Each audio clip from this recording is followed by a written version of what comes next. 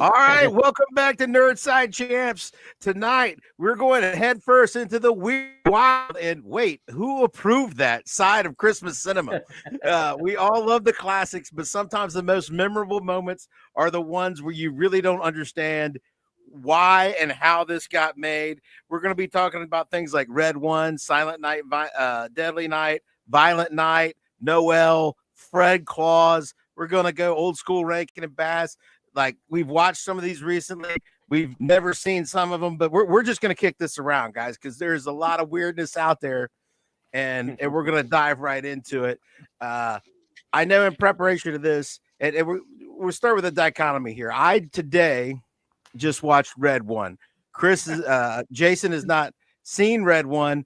Tim watched Red One last year, but in preparation, Tim watched Violent Night. So we've got our action Christmas movies, and now we got to define weird Christmas movies. So we already did our list of non-Christmas Christmas movies. This is not that.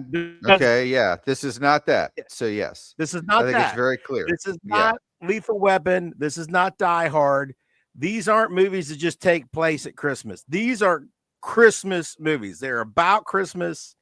Yes. Is deep. There is no disputing that these are Christmas movies by anyone. They are 100% Christmas movies, but there is dispute about, like, wait a minute, what kind of Christmas movie is this? Why? Why is this a Christmas movie? Yes. Yeah. Like they're deep. They're strange stories. They're weird genres for a Christmas film. That kind of thing. If you're in the comments, throw in your favorite weird Christmas movie that you think is out there. Maybe we've seen it. Maybe we can just talk about that too. But okay, we've got our action cinema. We've got Red One, which feels very much of its time. It feels like an overblown Marvel production with way too much CGI. And, big creature fights and set pieces that are a little bit over large. Is The Rock but it's in like this a huge one? high stake. What's The Rock? This is The Rock. Okay. Chris Evans. It's funny you should bring that up, Jason. It's funny you should bring that up. We'll get to that in a minute. Yeah. J.K. Simmons. It's Santa Claus has been kidnapped. It is basically The Rock is chief of security for the ELF, not ELF. ELF, and under his watch, and of course he is too old for this bleep, as our other favorite Christmas character would say, and he's tendered his resignation, and this is his last Christmas on the job. And what is it? Christmas Eve. Santa is kidnapped, and he's got Chris Evans is naughty. But he is the world's best tracker and hacker and all of these wonderful things.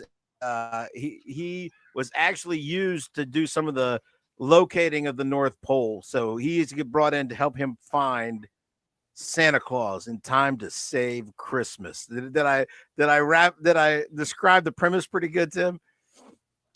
Yeah, that pretty much captures it. Yeah, that's pretty close. So and let's just say, these movies that we're talking about, they're weird. They're not necessarily bad. They're not necessarily good. Some of them are good. Some of them are really bad. I think there's a reason that most of these. I think there's a reason that most of these are not going to be considered classics. And and as we kick things off with Red One, let's just. I'm just so tired of The Rock, guys. I'm so tired of The Rock. Like every single movie, every single movie, it's just the same thing, and it always kind of takes the same path where you could kind of tell when he was introduced to the project, he was not supposed to be the main character.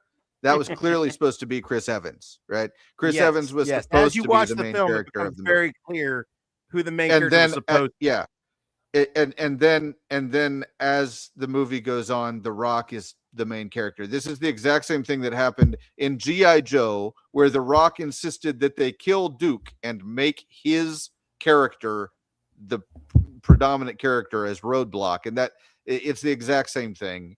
It was not presented that way, but here it is. So, it's Santa if he had a toy collection. Yeah. Of course, Santa has a toy collection. It's just not as cool as mine. But Derpy, thanks for joining us. Appreciate it. Yeah. But yeah, Red One, I mean, ultimately, I had hopes that it would be watchable and it would be something that I could go ahead and actually watch every year. I'm not going to watch this every year. It is definitely not something that I would say you got to put it on your list and watch it. It's not very good, guys. It's just not very good. If you like some cheap, there's some funny stuff in it. You know what I mean? When The Rock knocks a guy out and says good tidings, I mean, that's pretty funny. But, for every moment like that, there's 4 or 5 moments where you're just like, how much longer is this kind of thing? So ultimately, not one of my favorites. I'm so tired of The Rock, guys. I'm so tired. Dwayne Johnson needs to stick to wrestling. That's what he's good at. He needs to stick to wrestling and leave the acting to the actors, because his meddling is too bad. I think he also needs to make more movies with Kevin Hart. Just as long as Kevin Hart is there with him, quality is assured. But I will say, I think I'm higher on Red One than Tim. It's not an every year watch, but every 5 to 10, I would bust it out as a little bit of seasoning, some flavor. You know what I'm saying? It's not terrible. It's just not great. Yeah. And it really is clear as you watch it. The character that has an arc, that finds the meaning of Christmas, that this was written to be about, is Chris Evans's character, and his screen time is just chewed up by this head of security is very obviously was a side character. That I think that the whole I'm too old for this, I'm going to retire, I've lost the meaning of Christmas, that was tacked on. That was very obviously tacked on to give that character an arc so that he would be a much more, but I'm burying the lead here. We're comparing this to our other huge action film, Violent Night. So have you seen Violent Night, Jason? I have not. It's the one that has Hopper from Stranger Things in it, right? Yeah. Yeah. David Harbour. Yeah. As Santa Claus. And I've got to tell you, of all the movies we're going to talk about tonight, this is probably the best one. Is this probably the best movie we're going to talk about tonight, Tim? I have no doubt about it. This is better the best than Babes in Toyland. And oh boy, when we get to Babes in Toyland, I don't even know if we're going to have enough tape to go through it all. Yeah, but yeah, I mean, Violent Night to me is, somebody just said, hey, let's just take Die Hard and make Santa Claus John McClane. I think that's just you're selling me to me. You know what I mean? Like, what if a house that he showed up in was under a hostage situation? That's just great to me. That's a great premise. It's hilarious. David Harbour as the drunk, frustrated and professionally frustrated Santa Claus is just so funny. I think that's just one of the most classic. That's one of the most classic things to me, is that, Santa Claus has had too much of this already. He doesn't care, and he's just a drunk that is getting through the job, and it's just funny, man. And then the way he ends up as the hero, it's just it catches everyone by surprise. I think it's a great movie. I would not make this an every year watch, just because it is kind of off the beaten path of what Christmas is, but yeah, it's definitely the best movie we're going to talk about. Does he have a yippee-ki-yay line in it? I don't think, but he does steal one of the bad guys' radios. Yeah. And use it to talk to the head bad guy throughout the movie. Okay. I mean, literally, I think they were sitting there and they were like, you know what? I'm tired of people saying Die Hard is not a Christmas movie. I'm going to make the definitive, absolute, this is absolutely a Christmas movie, Die Hard. You know what I'm saying? I'm going to make Yeah, Santa is John McClane in this mansion, and it's gonna have all the Die Hard tropes. You know what I'm saying? That's right. He's gonna be, Yeah. a group of terrorists. They're trying to break into a safe. Yeah. Are they really? Yes, a group of terrorists is taking over a mansion that has a giant vault in it, and they're trying to crack the vault. And Santa's there, and they didn't know he was there. John Leguizamo, right? John Leguizamo is the main bad guy. Bad guy. So and he always plays a great bad guy. Everyone loves John Leguizamo. So as far as the cast and the way they deliver the story, the premise, everything, this was definitely this was a great watch. For somebody who loves action, wants a little Christmas sprinkled in. It's a good movie. Yeah. It's that I think it's the same production company that made what's that Brad Pitt movie with the train, Bullet Train. It's the same. It's the same production. Oh, I like that. Mm-hmm. Yeah, it's that level of action. We got breaking news from Derpy, the guy who played the villain in the 95 Mortal Kombat's died. That's Shang Tsung. That's sad. Yeah. Mm-hmm. Sad news. But Haruku Tagawa. I hope I didn't butcher his name. Rest in peace. Yeah. R.I.P. Yeah.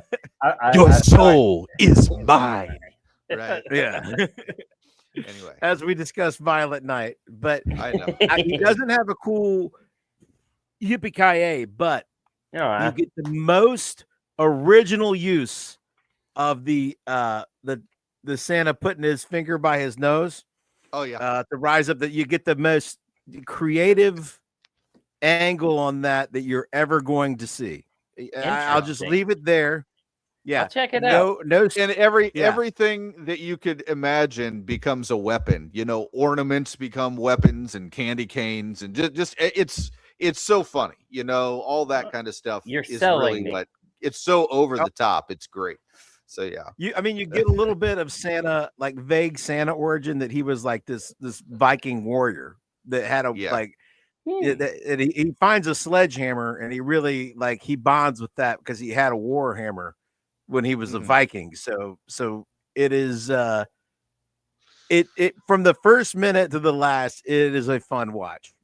I don't know why it wasn't a bigger hit, but it is weird. It is definitely a very out there angle for a Christmas film. It is not your heartwarming family madness. Okay. But if we want heartwarming family stuff, what's more heartwarming family than kids? and what's a better kid to have in your movie than a young Drew Barrymore?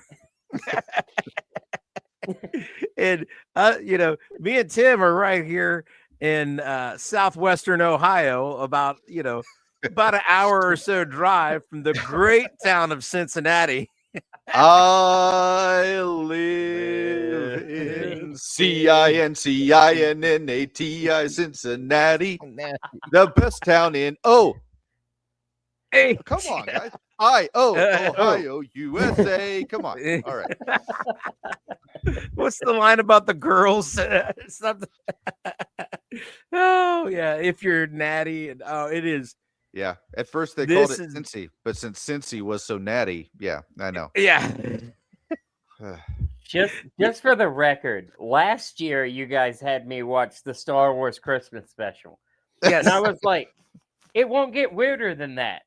And I will be damned if you didn't figure out a way to do it again. Like, what else you got? Yeah.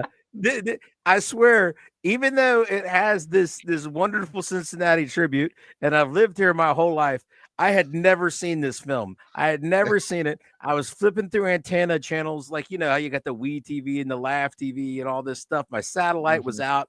I was flipping through the stuff on the antenna last year, and this was on because it was Christmas time, and young Keanu Reeves and little kid Drew Barrymore were on my screen, and I'm like, oh, this must be good. Oh my God, was I wrong? But it's like a train wreck. It's one of the worst movies ever made. I mean, it's one of the worst movies ever made. You in the middle of it, text you guys, and was like, "Is Drew Barrymore dead? Like, are Are we in Drew Barrymore's Jacob's Ladder scenario? Yeah. Well, we're just actually all living in Drew Barrymore. It's based on an operetta from the early 1900s that was then adapted into a movie in the early 1960s. And then this TV special came out in the mid 1980s. It was 1986. We were looking, and I don't know this to be true completely, but I believe this was Keanu Reeves' first leading credit. So, this is about 3 years before Bill and Ted. So, Drew Barrymore was kind of in the midst of popularity. She had already done Firestarter and E.T. So this is a very, very good, this is a good way to get people to watch your movie when you're in 1986, is kind of introducing these people, but then the movie itself just kind of makes you want to run to the nearest you bathroom. said it was an opera? An operetta. Yeah, it was an operetta that was were written... they just like singing like Cincinnati, but they were like It was from the early 1900s, so it couldn't have been any, it couldn't have been anything modern, but yeah, I mean, it's based on that. And so and then there was a movie from the 1960s which I've never seen, and so yeah, it's very, very interesting, to say the least. So yeah, for those who want to know, they live in wonderful snowy Cincinnati at Christmas time.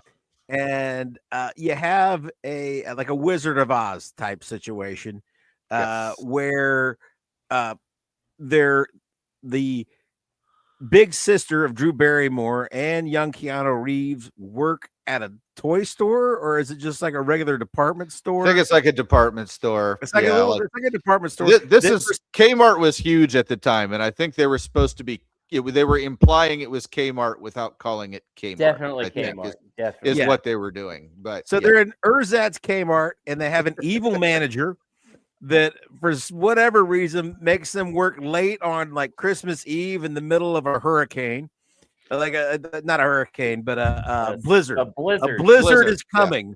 A giant blizzard is coming to Cincinnati. There's going to be like 80 feet of snow or something. The warnings are out there. It's level 3. You're supposed to go home. And he's like, we're not closing the store for 20 more minutes or whatever, And Drew Barrymore is there at her big sister's work for reasons. One of the funniest things to me is Keanu Reeves acting in this movie, because it is quintessential surfer boy in the middle of Cincinnati, Ohio, Keanu Reeves. Well, he's got a Jeep Wrangler, though. It's very much, I will take you home with my Jeep, and you're, I will save you from the bad toys, it's very, very, very cheesy, surfer boy Keanu Reeves at this point. Yeah. So, and of course, they're on their way home late on Christmas Eve from the store to the suburbs in Cincinnati, and of course that involves driving through the mountains. You didn't know, the mountainous area of Cincinnati. Yeah. For those of you who aren't from southwestern Ohio, it's a very rugged mountainous terrain. The city of Cincinnati. Yeah. It is so sparsely populated. There's all these winding roads up in mountains when you go from Kmart to the suburbs in Cincinnati. So much so that you could like sing a whole song with nothing but wilderness passing you by. Not a light to the head. I come from Cincinnati, where there is nothing around, right? That's, of course, we're kidding. That's nothing like Cincinnati. But in this movie, it is. Yeah. So, but they get into a car accident, which is like the tornado for Dorothy, and that's like, is she dead? Like, I don't, So they're in a car accident, and they wake up in Toyland, and Drew the evil Barrymore manager gets sent to the depths of hell because of a crazy sled ride. Yeah. So like the evil store manager is now like the king of the Toyland area. He's marrying her sister or something. It is. There's toys. There's the like nutcrackers and crap like that. He looks like a bad Power Rangers villain. Like he looks like, Like that's how bad he looks. It's very, very like made for TV makeup with the weird, everything about it. The way they tried to make him look creepy is it's so over the top that it just almost made it funny instead of creepy. That teddy bear was horrifying. Yes. Horrifying. Yeah. Mostly the characters are all like they're wearing mascot level costumes, like yes. Georgie like a football Porgy mascot. But not like an NFL football mascot. Like you're like a poor suburb high school football mascot costume. One that's like 3 generations too old and a little bit of ratty, and then there's been like 5 or 6 mascots that wore this same big giant head. Is the quality of these mascot costumes that the toys are wearing. JV mascot. Yeah, the JV. That's the costuming, and it is weird. It like not only it's not just it is poorly done, and it is poorly done, but if you had executed these ideas to the absolute zenith of their capability, you would still be scratching your head like, what is going on? Yeah, I know. The weed was very good in that writer's room, guys. It was very, very good. I mean, there's just no doubt about it. With Drew Barrymore's cocaine. Like, and then there'll be mice, and then you see what'll happen with those. Did you notice that like Drew Barrymore was slurring words in that? Like when she's talking to like her mom about like why you should marry like for true love. She's like, you should always live true love. And they just left it in the movie. Yeah. Hey man, they were on a budget. Got to get this done. Come on. Yeah. Yeah. That was probably the best take. That is as sober as they were able to get her. She said, where's the ET alien, man? Yeah. They're like, Drew, not that movie. Yeah. That was 2 years ago, Drew. Yeah. Like that doesn't even, it's like, am I starting fires now? What's going on? Oh, it's just like TV has thrown some weird stuff. And I rewatched one today. We all know Rankin and Bass. Yeah. Kings of television Christmas specials. Just great, man. They got Frosty with the traditional hand-drawn animation. Of course, they've got Rudolph the Red-Nosed Reindeer, stop motion classic. And we have to watch these things. Like these are on everybody's like every year list. They get, even to this day, right now, I think one of them's coming on the TV. Rudolph, no, Frosty was on the TV being broadcast on NBC when I left the living room to come in here. So Rankin and Bass is great stuff. They made a lot more stuff than this, guys. Yes. Yes, they did. Yeah. And I rewatched Santa Claus Is Coming to Town today. Have you guys watched that? Oh man, it's been a long time, but buddy, it's a terrible one, man. My God. I think one of the first reactions that you have when you start watching it is you're like, oh, this is going to be like Rudolph, right? And then you get like about 10 minutes in and you're like, oh my goodness, this isn't like, oh God, this isn't like Rudolph at all. Yeah. And this whole thing that Santa was an outlaw the whole time and was on the run and doing all this, that's why he does it at night, because he had to run from them, and I was the whole thing was silly. It's just Burgermeister, Burgermeister, broken funny bone. Yeah. Oh goodness. It's silly, man. It's silly. It is, Rudolph. It is not, the stop action has always been a good animation choice. I love that animation choice. But yeah, this movie, just not a good one. Was not well thought out. Yeah. I'm going to put Santa Claus, having rewatched this today, in the same boat as we're nerds here, Boba Fett and Wolverine. Yeah. And that the less you know about their origin, the better. The better it really is. Yeah, we don't need to get too deep into this mythology. You know, the mysteriousness, the mystique is part of the appeal. You know? Yeah, exactly. Yeah. It is he lives with a family of elves named Kringle. And it's like Tingle, Kringle, and Zingle and Bingle is the name of the Kringles. And they take it. Zingle is pretty good. Yeah. And they make toys just because it's their primary occupation. And they're like, well, we have no one to give the toys to. So once we're done, we just throw them out. And that's what Santa's like they're raising him from a orphan, because of course he's an orphan. And Santa's like, I'll be a big strong someday, and I'll deliver these toys to children. It's just... and you have this was after Rudolph, right? Rudolph came, and this was after Rudolph. This is like 3 or 4 years. They were clearly trying to kind of, springboard this into riding Rudolph's coattails, right? And it just didn't work. They were making their own universe.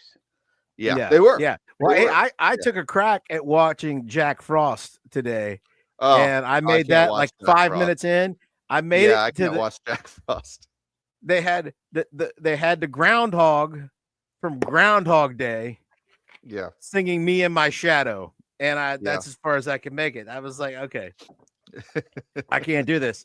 I can't have a Groundhog Day / Christmas special where I watch the groundhog from Groundhog Day sing "Me and My Shadow." It's not. I was like, they were too far gone. They are too stoned. And speaking of stoned, man, there is a song in the middle of Santa Claus Is Come to Town by Mrs. Claus is singing, the future Mrs. Claus, and it goes full hand-drawn animation, 60s flower child, like psychedelic bloops and blops on the screen. You're like, what have we gotten into? And I'm like, whoa. These were from the 60s when that comes on. You're like, wow. Yeah, exactly. Okay. Exactly. Even the little kids were dropping acid in 1967, I guess. America, right? America. Well, I've watched some we were talking over the text message about my my love for the horror genre involving Christmas. Now there's some bad ones I could talk about. I could talk about Santa's Sleigh, in which Santa is played by Bill Goldberg. I could talk about that. I remember when that one came out. I didn't see it, but I do remember when that one came out. It is peak. I could talk about Jack Frost. There's a Jack Frost horror movie. Which there's a killer snowman. I could talk about Terrifier 3 all day. Yeah. But I just recently rewatched Krampus. Yeah. And I just recently rewatched Silent Night, Deadly Night.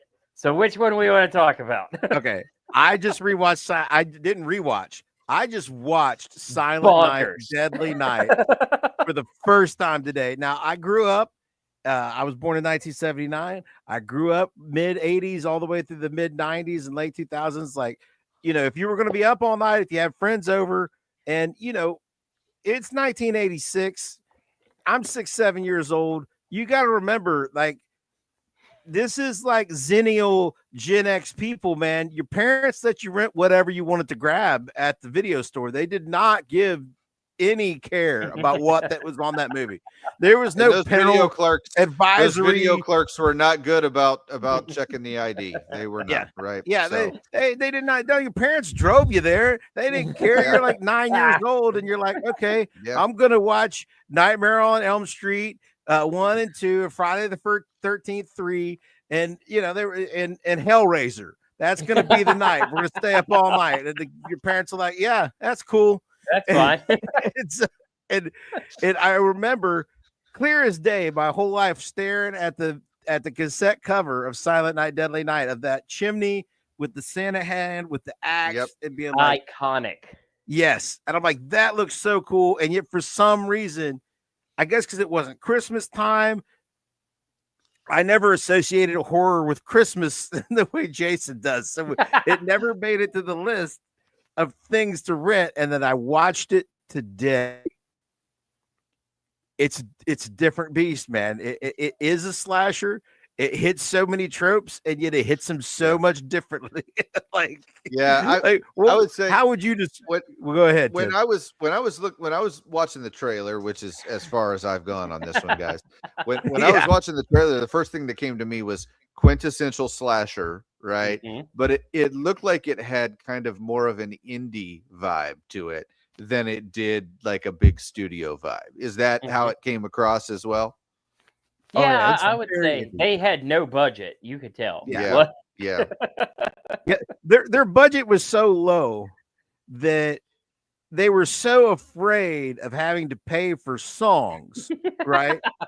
That like there's various moments where they're like listening to hymns, like Christmas hymns on the radio, and they've made up whole new hymns.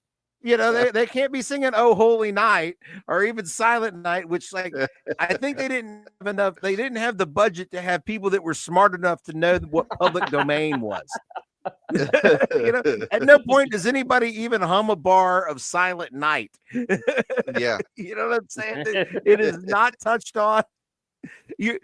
By the end of the movie, they're at an orphanage and the kids sing "Deck the Halls," and it shocks you to hear a Christmas song you recognize. It's at the very end. It's like somebody like went to the library, because this is the 1984 when the movie came out, I think it was. And so there is no Googling, but somebody went to the library and looked it up. We're like, look, if these songs are 100 years old, we could use them. We don't have to pay this guy to write new ones. So Tim, curious, since you just saw the trailer, from the trailer, what do you think the plot of the movie is? It looks like a department store Santa goes crazy. Like, that's what it looks like. Is that close? Or, you know, I mean, that's kind of what it looks like. It looks like a guy dressed up in a department store Santa suit and went on a Michael Myers crusade. Okay, it is the quintessential Christmas story of a young boy who goes and visits his insane grandfather in an asylum. His grandfather tells him, "You better not be naughty, because Santa Claus is going to come get you." On the way home from the wait, we got to mention his grandfather has convinced everyone else that he's catatonic. So the grandfather is like the singing frog in the Warner Brothers commercials. You know what I'm saying? You know, everybody leaves the room and Grandpa's like, "Hello, my sweetie. Hello, my darling." And then when people come back, he's like, "Ribbit." Yeah. Ribbit. Yeah. Ribbit. No, they go to visit him. Mom and dad and the doctors leave the room, and Grandpa's like, "Santa's gonna come get you." And then the parents come back, and Grandpa's just like, so that's crazy. So on the way home, that might be the greatest description of a movie we've ever had on this channel. I mean, he's right. This is just the first 5 minutes of the movie. Just the 5 minutes.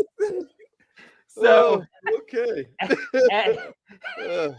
At some point in time, there is a robber dressed in a Santa Claus outfit who kills the convenience store clerk and then ends up trying to steal their car. Yes, they're on their way home from seeing Grandpa, right? So while they're seeing Grandpa, this robber robs a convenience store, kills the clerk, and his car breaks down.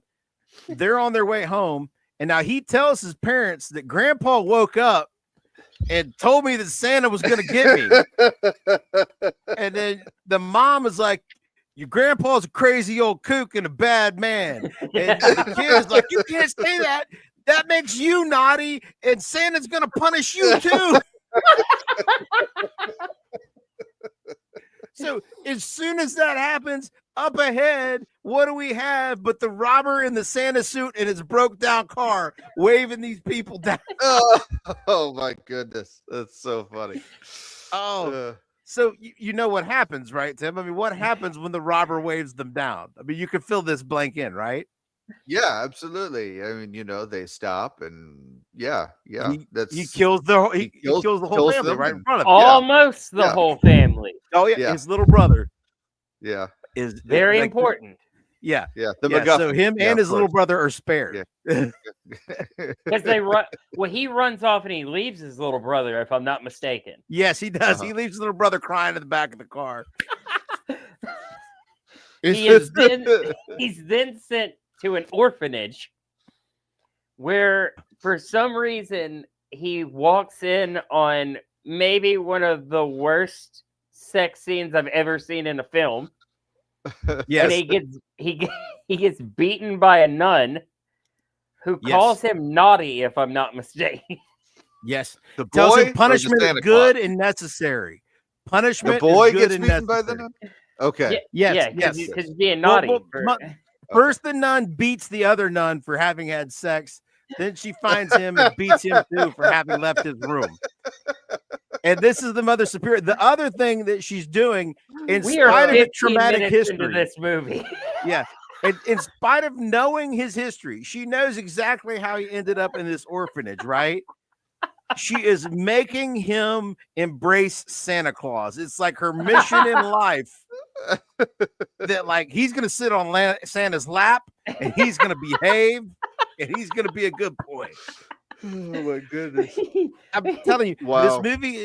This movie is an hour and a half, right? Mm-hmm. And this whole origin story that we're describing to you is like 45 minutes, 50 minutes, 45, 50 minutes of this movie. Like, there is so much work. Like, this is why I'm saying it's not a typical slasher, because there is so much world building, backstory. There's so much backstory and origin. Because usually a horror movie, it's just body a slasher, count. has a little bit of mission, right? Yeah, they had these a kids story are getting to tell. killed. Yeah, who's doing it? Why are they doing it? This is like they put part 2 at the beginning of part 1, because usually you figure out the origin story about 2 or 3 in a slasher franchise, But no, we start with like a whole backstory for Billy. just for the record, Dan, you might know this. Tim, I don't know if you will. Do you know how many sequels there have been to this movie? I know there was at least one sequel, and I know there was a 2025 remake. So there are 9 of these. Oh my God. 8 of these, and then they made a remake. Really? Wow. Oh my God. And I would not. Silent Night 3 has one of the greatest kills I've ever seen involving the words garbage day. Okay. But yeah, so I mean, you're getting the weirdness here. Like, you got this whole, and so he's like, he is convinced, like, he can't be unconvinced that Santa punishes naughty people. Like, that is like, I mean, obviously his crazy grandpa told him that his parents got killed. Yeah, by Santa. So he works at a department store, which ties back into Babes of Toyland. Oh yeah, because you gotta have a department store. The guy who's gonna be their Santa Claus gets sick or calls out. Breaks his ankles ice skating. That's right. He's not there. So they're like, Billy, you got to put on the costume. They make him put on the Santa. Oh, and then it's great. Like, he has this whole sequence where he's being Santa for little children. And he's threatening these kids. The kids are squirming and like being bad. He's like, don't you know what you're doing? You're being naughty. If you're naughty, I'm gonna have to come punish you. Do you want that to happen? And the kids quiet up, man. And then like all the parents are like, oh, he's great with children. Because again, this is 1984. And if Santa made you cry quietly and be calm, your parents were great with that. That was fantastic. Nobody was like, hey, you made my kid cry. They're like, oh, he shut up for a minute. Way to go. So it's fantastic. I love it so much. It's so quirky. So then there's like a post. It's Christmas Eve, right? He's playing Santa. They close the store, and of course they're gonna have a party because the big sell is over and the debauchery starts. And he's taught by Mother Superior that punishment is important. and that the naughty have to be punished. So that's when the psychotic snap comes. That is some really fantastic kills.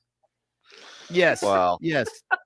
Yes. A woman is impaled on the horns of a buck hanging on the wall. There's that's in the trailer. That's in the trailer. A guy is by the tobogganing. way. Yeah, a guy is tobogganing down the hill and gets his head cut off with an axe. The greatest toboggan scene I have ever seen in a movie. Yep. Followed shortly by Christmas Vacation, but like the Home Alone down the stairs doesn't make the list. No, not at all. Not compared to those two. Yeah, not compared to getting your head chopped off. I mean, come on. And it looks so bad, but I love it so much. Yeah, it is. Dude, I was watching this on, I think it was Philo or something, or Tubi, one of those today. I think, and it was Tubi, the unrated version. It was unrated, and I swear, all of the deleted parts that they put back in were like the quality of video. If you look up Planes, Trains, and Automobiles deleted scenes on YouTube, right? It looks like a 20-year-old VHS copy with bad tracking. Yeah. That's what all of the deleted scenes that were put back in look like. Yeah. So you're watching this low-grade independent film, which doesn't look fantastic anyway, but all of a sudden there's this really gory part that looks like a 50-year-old VHS. VHS. Like, oh, okay, they put that back in. This had to be cut. This was a really, really controversial movie. Like they tried to get it banned. Like lots of like people went after it because it is such a bonkers movie. Like, let me tell you. Okay, so typical slasher, except that. Okay, you get this huge world building origin story that takes up a huge part of the movie. The other things, like even for an 80s slasher, a lot of nudity. More than like this is like like way like more than pornography level nudity, I would say. Like this is zombie level stuff then. Like it's pretty much just it's a softcore porn. This is beyond Friday the 13th. You know what I'm saying? Like really? Friday the 13th has quite a bit more nudity than say A Nightmare on Elm Street, right? Mm-hmm. But this is more than that. They went for it. A lot of rape. Frontal. Yeah. More rape than you would expect in a Christmas themed horror movie. You know what I'm saying? Like you could have a whole horror franchise. Yeah. You can have a whole horror franchise with lots of nudity and no rape in it. You know what I'm saying? But no, there's plenty of rape in this, which was strange. Very like and unnecessary. Like you watch it and you're just like, oh. Yeah, like for instance, I know that when we talked about the Rob Zombie Halloween, that the director's cut of that movie does have a very, very graphic scene for that, and that's one of the reasons a lot of people do not care for the director's cut. So I think it is one of those things that some of these directors maybe push a little too far on this, especially in this horror franchise. In the horror genre, it's something that is very, very common, unfortunately. Like just for the Santa that kills his parents, right? He's obviously killing them to steal their car and get away because he's just robbed a convenience store. And yet he decides I should take the time to try to rape the mother before I kill them. That you know what I'm saying? That's the kind of thing. That's the movie logic happening. It's such a mean-spirited movie. Like it's very mean-spirited. Like another great horror movie, like I said, that I watched over Christmas is Krampus, and it is, I would argue, not as mean-spirited. Like Silent Night, Deadly Night is Jason, we've got to talk about it since you brought up Krampus.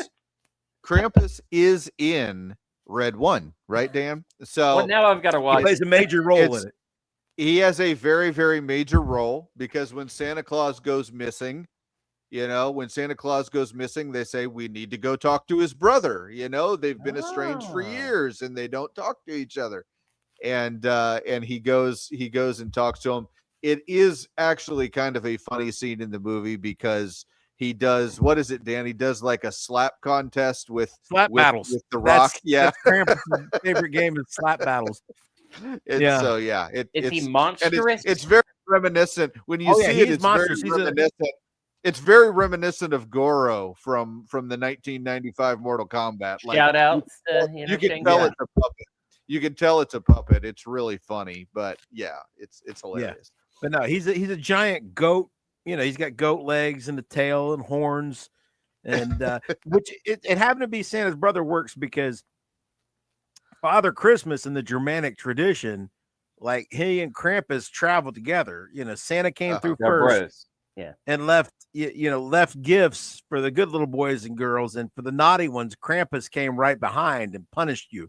So that was punishment in these Christmas horror movies. That's why I have punish. Another thing, I have punish. I think is an easy way to go after somebody to kill. I guess I don't know. In Silent Night, Deadly Night, or it's he Billy, when he has his psychotic break and starts killing people, he yells "punish" right before he kills you. He's like, "Punish!" It's such a weird movie. It is. Yeah. It sounds odd. You got to watch it though. You got to.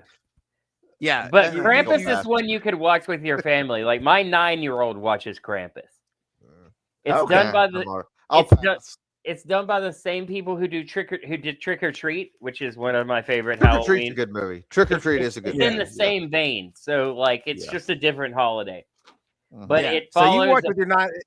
That's nothing like Silent Night, Deadly. I wouldn't watch that. No, I would never let my 9-year-old watch Silent Night. I wouldn't watch that with it. I don't care how old my kids are. I'm not watching that with them in the same room. No, they can watch it by themselves. They need to go watch that with somebody else. I'm not. Yeah, that. Dan's kids are in college, and he would just be like, "All right, go take a shower, kids." Like, we're not doing this. We're not. We're not. This is not happening. So, yeah, that it is some bonkers stuff. You should try it. It's not for everybody, but it might not even be for most people. Yeah, it doesn't sound like it's for me. It doesn't sound like it. Yeah. So it's the music though. The music makes it fun, like because it opens with like a black screen and this reef coming up and a little girl singing what is very obviously a semi weird take on Silent Night, which of course is like hundreds of years old. I think it was written in 1860 or something like that. So she could very easily have just been singing Silent Night, but it's not. It's this off key. It's got weird lyrics. And there's this song that repeats throughout the movie that very obviously is supposed to be like Santa Claus is coming to town. But rewritten to be even more creepy and threatening. I mean, Santa Claus is coming to town is actually a little creepy and threatening if you want to spin away. But no, it's so off kilter and not good. It's fun. That is fun. You know, speaking of creepy songs, Santa Claus is coming to town. Back to that Rankin and Bass origin movie. Literally, when he makes it to town with his sack of toys, there's a whole song about you need to sit on Santa's lap, and the price of sitting on Santa's lap is you get a toy. Just sit on this strange man's lap, and you get a toy. You want a toy, little boy? And wasn't he kind of like a skinny ginger at the time? You know, yes, it's like skinny ginger. He's a skinny ginger. He's not the jolly old man. You know, he's not a jolly old man. He's a skinny ginger dude who just rolled into town from over the hill with a sack full of toys, and he tells the children, "If you sit on my lap, you'll get a toy." You want a toy, little boy? Yeah, and they sing a song about it. Yeah. So hey, while we're talking about the jolly old fat man, St. Nicholas, I got to go into some weirdness that I sort of viewed today. And if you've seen it in the comments, you could mention it because you've seen more of it than me. I think I've seen a grand total of 20 to 25 minutes of this film. I got to take you back in time, folks. I'm going to take you back in time 6 years. It was 2019, and Disney was launching their new giant streaming service, Disney Plus. It'll never it was work. A big deal. and they were trying to talk about all the original content they had on it to sell you on Disney Plus. And like the big selling point when it first came out, well, remember, was The Mandalorian. That was the thing that was on Disney Plus. If you didn't have Disney Plus, you couldn't watch it. And then they also had these other projects that they were using to entice you to get Disney Plus. And one of them that is very much forgotten was Disney Plus launched around October, I think. Maybe even something, but like soon after the service started, they were like hyping this Christmas movie that was exclusively on Disney Plus, and it was called Noelle. And what's this woman's name, guys? Like that stars in this movie? Anna Kendrick. I'm her name. Kendrick. Yeah. See, I'm revealing how old and out of touch I am, because no matter how many times these guys tell me her name, I can't remember it. I've never seen her in anything other than the 20 minutes I've seen of this, and I probably never will. I Googled her today. There's a reason for that. There's a reason for that. Yeah. So I think I will not put up with Anna Kendrick slander. Yeah. I got to know, Jason. I just read her list of credits. Like, where did you form this infatuation with her? Watching Pitch Perfect? I mean, are you a big Pitch Perfect fan? It might have been Pitch Perfect. I don't know. I just saw her and stuff. And then, like, I would see her in interviews, and I was like, "Oh my gosh, she's just quirky enough for like young Jason to want to throw it all away." Didn't she do some like really lame attempted comedic commercials for a while? I want to say she did, and they were really, really lame. You know what I mean? Where it's just like she's trying to be funny, but she's not funny. And honestly, that's how every single one of her movies goes. She tries so hard to be funny. I said it to these guys in group chat, and I'll say it again here. She's just a skinny Melissa McCarthy. She tries way too hard to try to be funny. That is way out of bounds. It's exactly what she is. She is skinny Melissa McCarthy. So there was an error where there were 3 actresses. Like, you had 3 paths you could go down, and I went down all 3 of them. You had Zooey Deschanel. Okay. You had Anna Kendrick, and you had, what was her name? Audrey. She was on Parks and Rec. Oh, Aubrey Plaza. Aubrey Plaza, yeah. Aubrey Plaza. Yeah. You could go down those 3. Anna Kendrick is the girl you bring home to your parents. Yeah. Aubrey Plaza is definitely too weird for that. Not me. I wouldn't bring Anna Kendrick. I wouldn't bring Anna Kendrick home to my parents. There's absolutely not. So anyway, she's so quirky. Anyway, I didn't know who she was. I just knew Disney was launching this new streaming service, and they were really proud of their new Christmas movie, and it had Bill Hader in it. Now, I do know who he is. He's very funny on SNL, and the show Barry is fantastic. If you guys haven't watched Barry, watch Barry. Barry is amazing, right? So I'm like, oh, okay. Bill Hader is in this new Disney Christmas movie, and guys, cut me some slack because it was 2019. I didn't know that Disney was 100% evil yet. I thought they were still capable of making good things. You know, they were still making The Mandalorian the first couple seasons at that time. Then. Yeah, it was good then. So they could still on occasion do something right? Yeah. And if you want to know how long Disney Plus holds your place when you start watching something, I can tell you it's less than 6 years. Because I've had my Disney Plus subscription that long. I have never canceled it. I don't know why. I think it's just inertia and laziness, because I could be lazy. And anyway, I watched about 10 minutes of this film. All right. And I was like, oh, I could see where this is going. This is freaking stupid and awful. I'm not going to finish this. Today, I found another 10 or so minutes in the middle to confirm that what I thought was true was true. I could have Googled it, but I wanted to do some direct reporting for you folks. So I'm going to tell the premise of this movie. Okay, guys. Hit me with it. This was Disney's big launch for their streaming service. Remember that. This is their foray into original Christmas content for their new streaming service. It opens with a flashback of like 10, 15 years prior, right? We have young Anna Kendrick and young Bill Hader, right? Their brother and sister. They are Santa's children, right? Santa has just got home on Christmas Eve from doing his rounds on the toys, right? And he gives them gifts, right? The young son opens a gift. There's a Santa hat in it. He's like, that's right, son. It's time for you to begin your training. With him looking kind of disappointed, like, oh, and the sister looking very, very jealous at him as he receives that hat.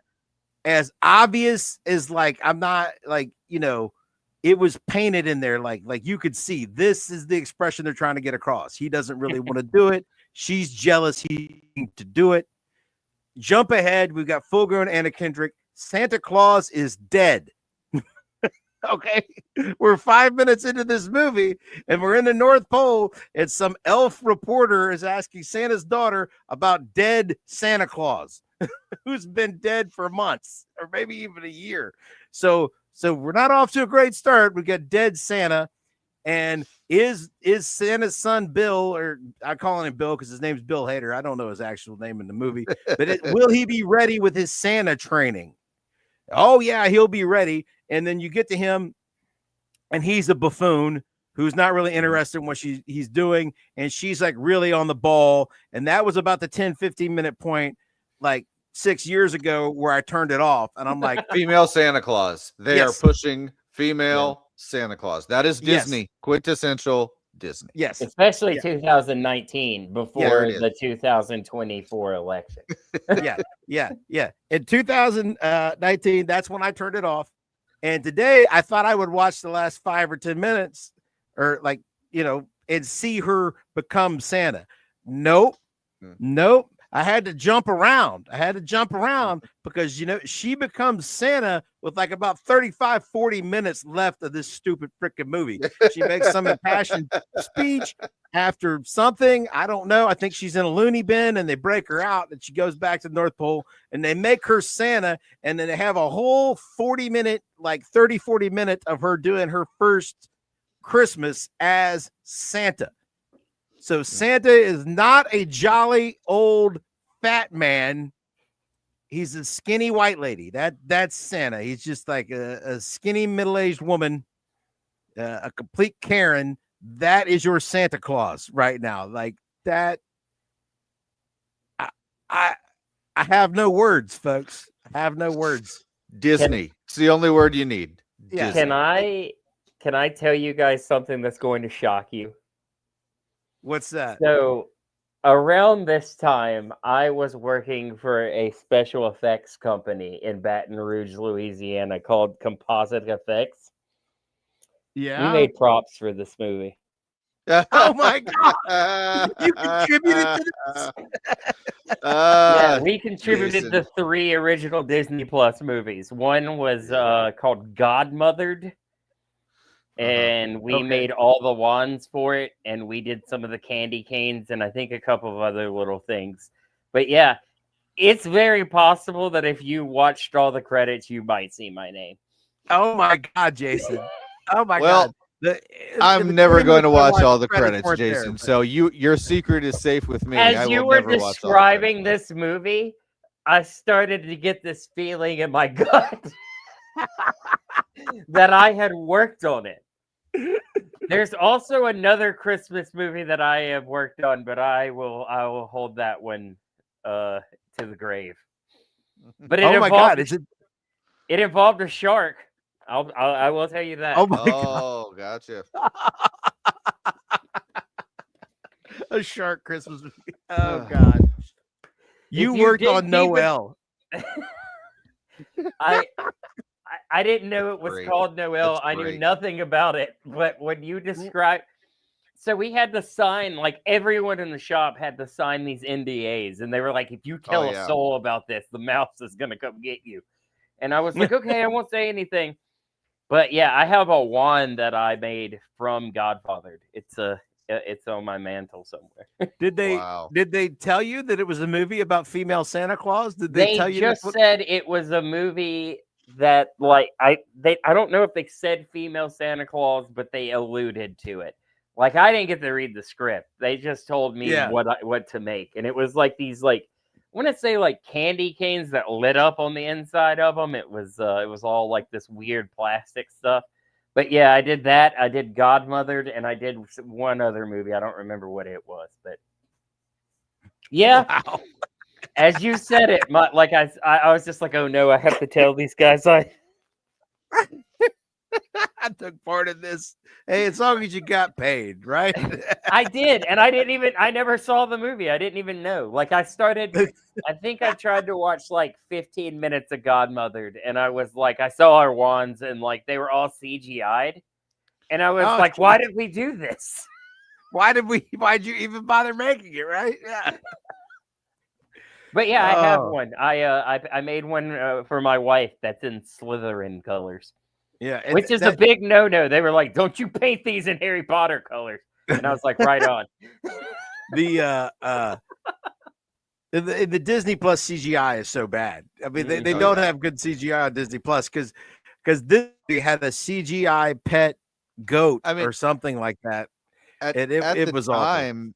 At the time, this was essentially just the Disney Channel budget. They didn't know that that the company would just give them a blank check to eventually do whatever they wanted. So they all were operating as if this was a Disney Channel movie. You know what I mean? At the time, they didn't know. So they didn't know that you could get like $1 bajillion and then go buy some. It's all pretend. It's all pretend. It's monopoly money. Nobody knows. Nobody knows how many people will watch this. They didn't know that at the time. Yeah. So Yeah. And I'm telling you, dude, I was so mad when I saw those ones were CGI. Like, I was like, why did I do? Like, I spent months on this stupid thing just for it to be CGI. I imagine the candy canes were CGI. Probably. Well, I've got one to discuss. And, okay. And I don't know if you guys have seen it or not. And it is one that it's one of those that I accidentally started watching. I think it was in 2019 or 2020. I started watching this and I got tricked because the first 15 minutes of this movie are split your side hilarious. All right. And then it just turns into the most ridiculous saving Christmas movie of all time. And that is Fred Claus. Have you guys seen the brilliant masterpiece that is Fred Claus? I think John Cena's in this movie. So yeah, basically, Santa had a brother growing up, and the brother's name, Santa was Nicholas, his brother was Frederick. All right, and it's really funny because Frederick does not like Santa, does not like Nicholas, and Nicholas kind of starts doing all this crazy Christmas stuff where he starts going down the chimney and he starts giving everybody toys and he starts, and then Frederick had like this tree that he would just climb in and look at the sunset, and then Nicholas chopped it down and said, "We're going to put it in the house. Isn't that awesome?" And just it's just really funny. And then you fast forward to modern day and Santa has become this big ordeal. And Frederick is Vince Vaughn, who is just like a hustler. Yeah. Okay. Yeah, I've seen the trailer.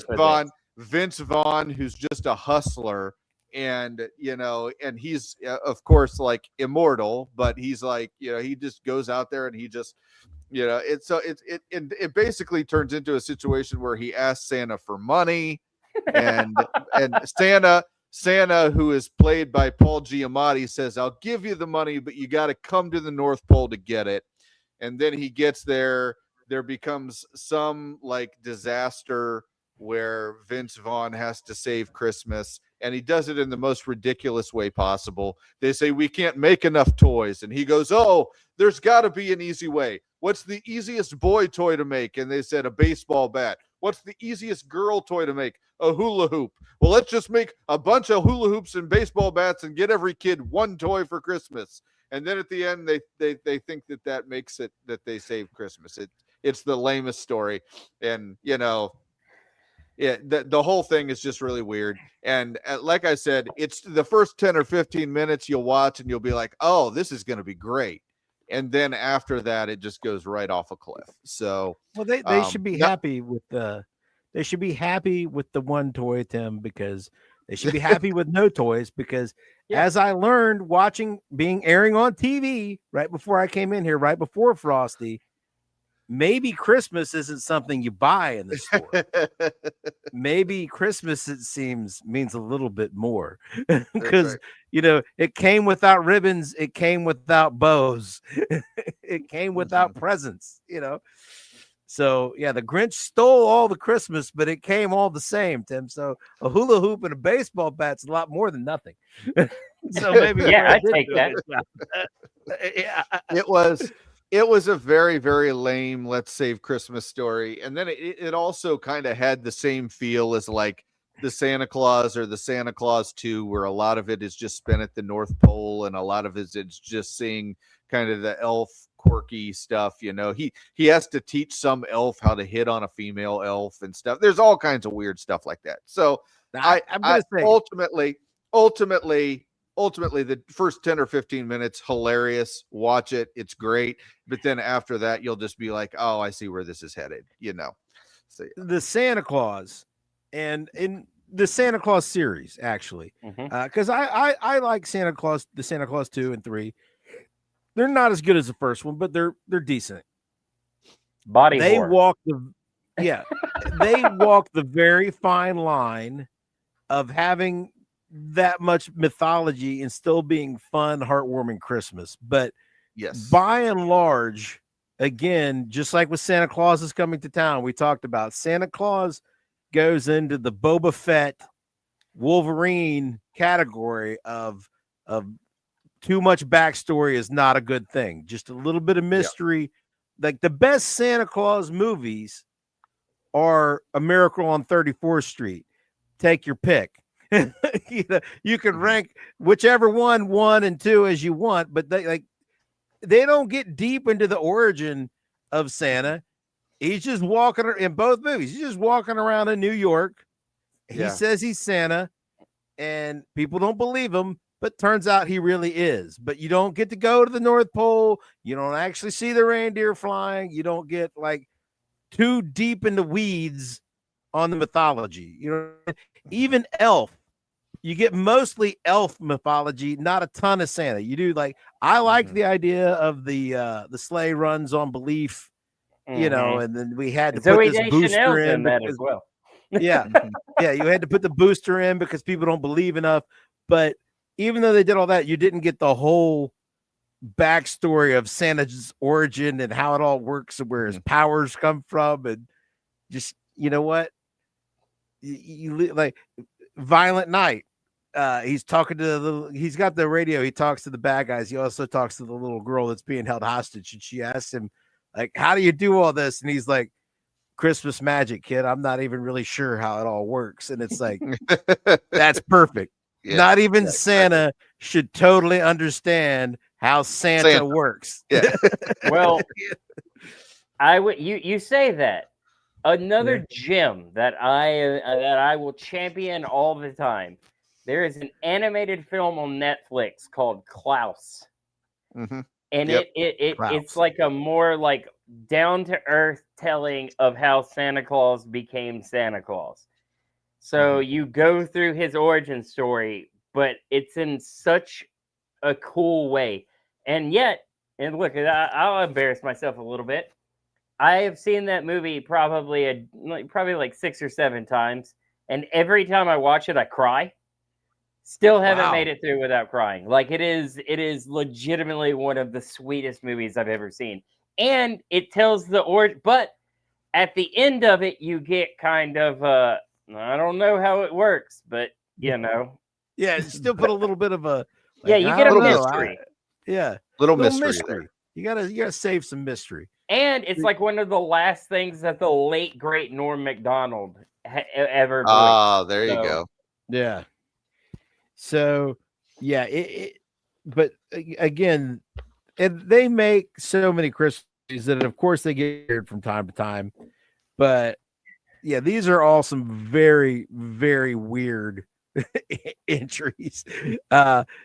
Did we have any other like really weird stuff that we didn't touch on that we had discussed? I think we touched them all. I think we hit the top ones for sure. I think that we did. You know, Babes in Toyland, definitely one of those things that you wonder exactly what they were thinking.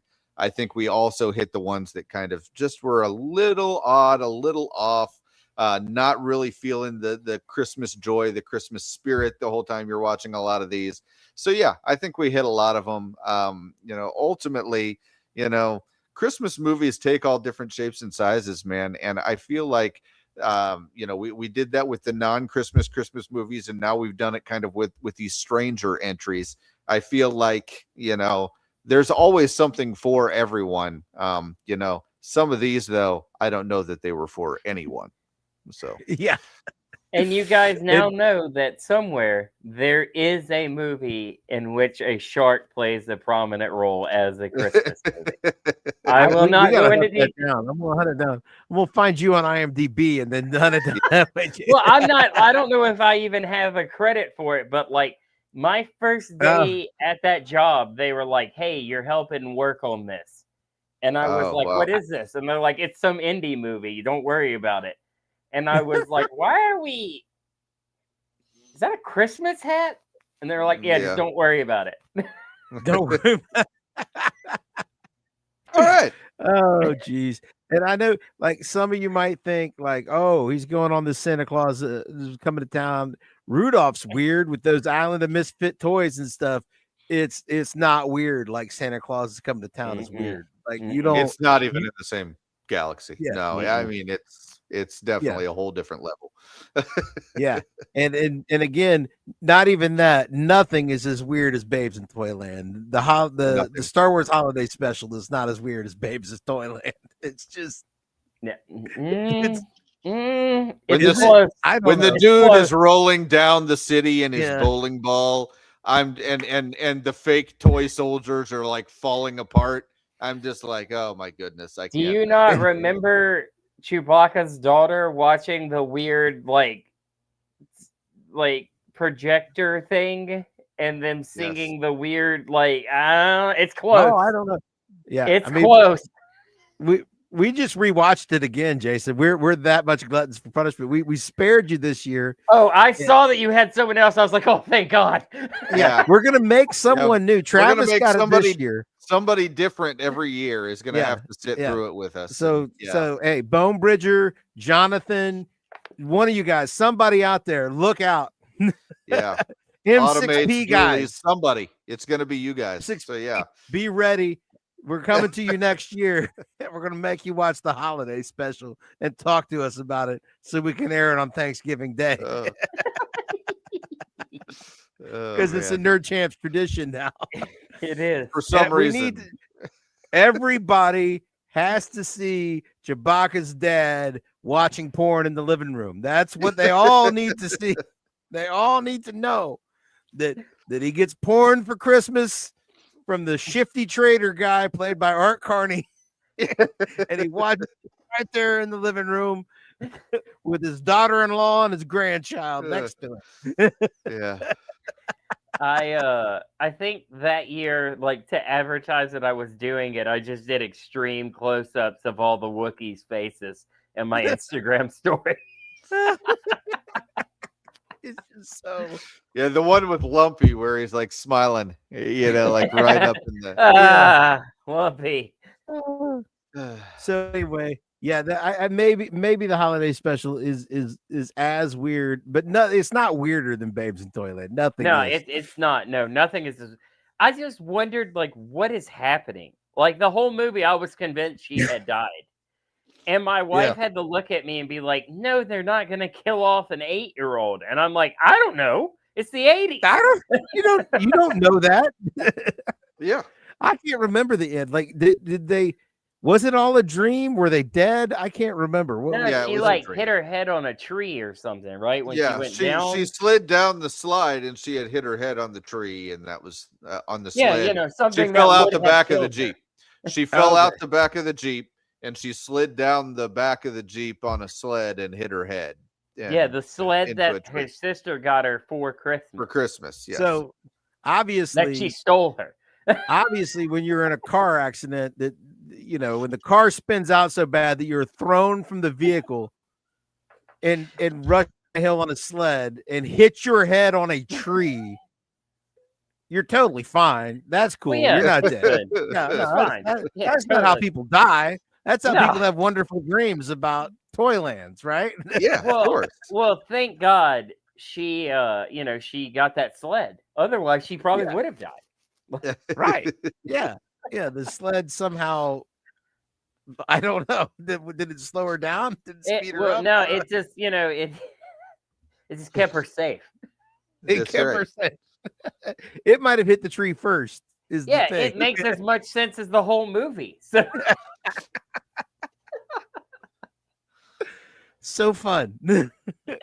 It's like, you got to remember, folks. I know it wasn't a theatrical, but this aired on network television, and this is in the mid 80s when there were only 3 networks and no one owned a VCR. It's a holiday special. Yeah. Dude, like there were only 3 things to watch. Yeah. This was 33% of everything that was on. If you ever get a chance, Drew Barrymore has a talk show now. I don't know if you guys know that because nobody watches daytime TV anymore. But Drew Barrymore, she has a talk show, and she had Keanu Reeves on recently, and they talked about this movie, and it was one of the funniest things hearing them talk about how terrible this movie was. It was really fun. Okay, so YouTube it. It's definitely worth it to hear both of them say that was a terrible movie. If they sung the Cincinnati song together, then I would buy a copy of it of grown Drew Barrymore and old Keanu Reeves singing the Cincinnati song. I would pay to see that. I want to see John Wick singing Cincinnati. With a Charlie's Angel. Yeah, exactly. Holy crap, she was a Charlie's Angel. Yeah. Oh, that unlocks it. Oh, wow. Tom Green was in that movie. Oh, yeah. Yeah, there are so many. That movie was what, like 2003 or 4 or something stupid. It was a long time ago. Jeremy McGrath is in that movie. There's a dirt bike racing scene in that. Yeah, because don't forget, folks, Drew Barrymore grew up to be smoking hot, before now she's older than she was younger, but like for that window in the middle there, she was a Charlie's Angel, man. He never did it for me. No? No. See, that's the thing. I don't know. I rewatch that movie, Jason. All right. Rewatch that movie. I was watching the important stuff like dirt bikes when I was a kid. Trust me. Trust me. Yeah. Cameron Diaz is in that movie. Yeah, Cameron Diaz and Lucy Liu are the other 2. Yeah, the other 2 were just smoke shows. Yeah. No, they're a little skinny. Let me just. Yeah, but anyway, I think did we get them all? Did we? So anyway, that's our entries for weird. Yeah, and listen, some people throw other ones out there. I don't think like the on the list. I see Jingle All the Way. I don't think that movie's weird. That's a Christmas not movie, great as far as I'm concerned. It's very Christmas. Dad's trying to get a toy for the kid. Like that's it's a little Christmas funny to try to pretend that Arnold is a suburban dad, but other than that, everything else hits everything. Okay, you got little baby Anakin who demands the Turbo Man doll. You got Phil Hartman who's the horny neighbor. You got Tom Hanks's wife as his wife. I mean, the whole movie just feels like Christmas when you're watching it. So I don't understand why people. You got Sinbad also trying to get. You got Sinbad exactly. You got it was Jim Belushi. Jim Belushi. Jim Belushi played the Santa Chinese Claus. the head of knockoff the head of the Santa Claus like cult thing. So yeah, Cartel. it's a very good like Christmas movie, I think, because everybody has tried to go make the last minute purchase. It's a great movie. So yeah, because you can't get that. I'm sorry. Go ahead.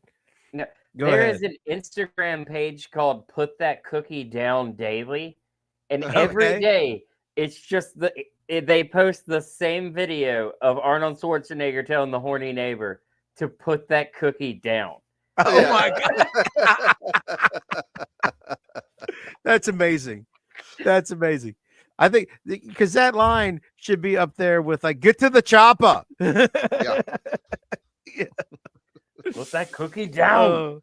It's turbo time. Yeah. Yeah. Arnold, I need to get the Turbo Man doll. Man, Sinbad was in that movie. What a crazy time. It was, man. The late 90s were great, man. It must have been before he made Shazam. Yeah, it was. No, it was. It was after. I'm pretty sure it was after, right? Yeah. Isn't that the Mandela effect that he was in? That's a Mandela effect. There is no Sinbad movie where he plays a genie. That doesn't exist. There's the Shaq movie where Shaq plays a genie. That's Shazam. Shazam. Yeah. Shazam. Yeah. Yeah, and that is it. And there is no Sinbad movie, and like everybody remembers that that's a thing, even though it wasn't a thing. It's a Mandela. I thought, no, it's real. I went down the rabbit hole trying to convince myself I was right, and I was wrong. It's not real. A thing. No, I do not buy it. It's real. We are living in the wrong timeline. Yeah, yeah. We have shifted in the multiverse, and we are now all in a different reality than the one we started in. Because it was real. See, Tim's mad now because he thinks he's living in a multiverse, and if he is, then it's just not worth it. All right. So, again, Jason, tell the people where they can find you on the internet. All right, I have done something that I'm very proud of, guys. Ooh. I have deactivated Facebook. So the only place you can find me is on Instagram at JasonGalt413. And look, if Threads keeps going the way it's going, I might delete all of it. But right now, right now it's just Instagram. So the algorithm just really it got you. Well, I just had a moment where I realized like 97% of my friends list I had muted because I didn't want to hear what they had to say. And I was like, what am I doing? Yeah. Makes sense. Yeah. I still get like 20 or 30 friend requests like a month from people that don't know me and I don't know them. But like I see the mutual friends and who they are, and they're obviously people that just got hired at a car store. That's their first sales job, and they were told to friend everybody you can find on Facebook because it's going to help you sell things, and it doesn't help you sell anything for one thing. No. And they're just going through the friend list of everybody else who works in that car store. So like the only mutual friends I have with this person are other people's I used to sell cars with, and now they want me to be their friend, and I haven't cars in 10 years. And it's just like, dude, I'm not gonna buy a car from you. And I'm not in the business anymore. I don't need to be in your network. Yeah. It's the thing, but back to Christmas and being weird. I think we covered it. I'm Dan. That's Tim. We're going to do more Christmas stuff next week. We don't have a firm plan, but until then, we are the Nerd Champs, and you've already found us. We are here. We are still on Facebook, and you can find us there. Where, hey, I stay on there because I think trolling is fun. I'm one of those people you don't want to hear from anymore. When I get bored, I'm like, How can I make people mad? You know what? I'll insult Snyder some more. I'll go with Zack Snyder again. Let me just go find Jonathan's page and send him a whole list of Zack Snyder insults. But anyway, so you can find us here. Fire Champs on Facebook, arguing with real comic book cinema about Zack Snyder. And until then, Tim, OH. IO, baby. Woo! In Hell State.